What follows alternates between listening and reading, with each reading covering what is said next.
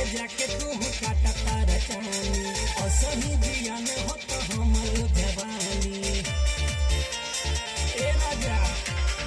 ओकरो से जाके तू काटा तारा चानी हमरो जियान हो तो असही जवानी बोला कावन सौतीन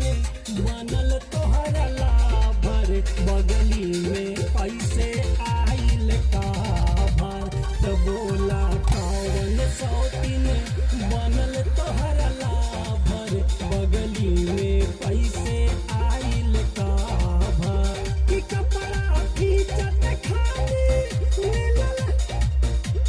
और बगली में पैसे आइल काभर ढेर दिन से रह तारा हमरा से दूर हो काहे लकैले रहा मंग में से नूर हो ढेर दिन से रह तारा हमरा से दूर हो काहे लकैले रहा मंग में से नूर हो तमाजा मारत होइबा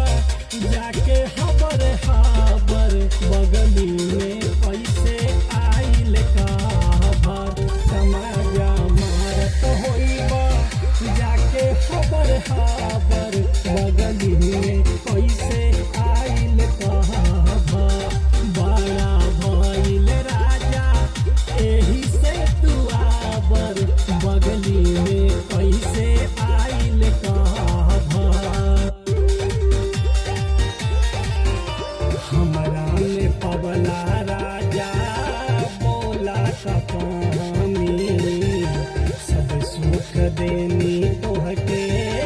बन गइली मामी ए राजा हमरा में पवला राजा बोला कपानी सब सुख देनी तोहके बन गइली मामी तराजू चंदन हमके दिहले पाका खबर बगली में पैसे आइल काभर तराजू चंदन दिहले पाका हमरा खबर